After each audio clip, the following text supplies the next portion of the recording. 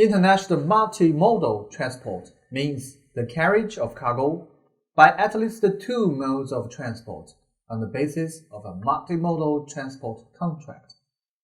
With the containers being used in multimodal transport, it has the advantage of high efficiency, better quality, lower cost, and less time for cargo movement.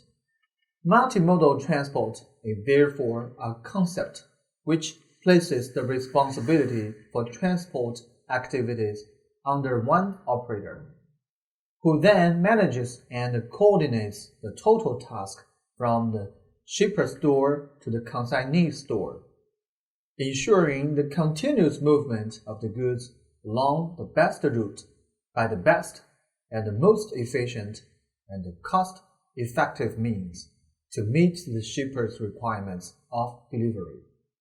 This means simplified documentation and increasingly by electronic means such as electronic data interchange, or ED in other words.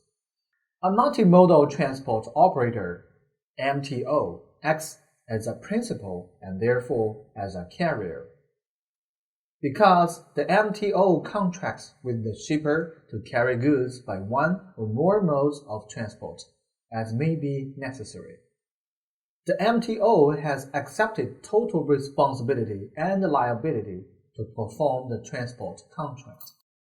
He has become the sole interface point for the shipper's transport function.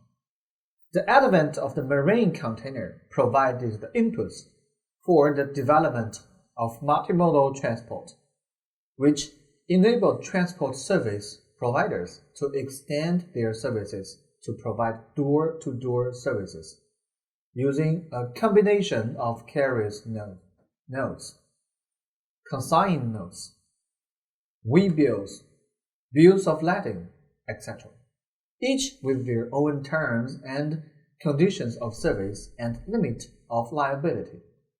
When a multimodal transport service is provided, the multimodal transport operator, MTO, will be liable from the point of origin to the point of destination.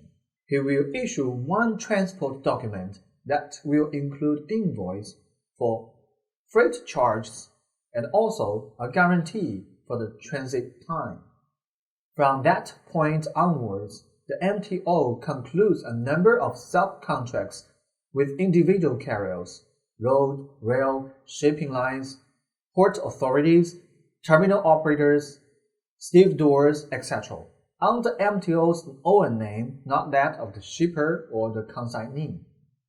Only the MTO is entitled to take delivery of the goods from each actual subcarrier and pass them to the next subcarrier. The MTO, in acting as a principal, is therefore responsible for the whole transport chain.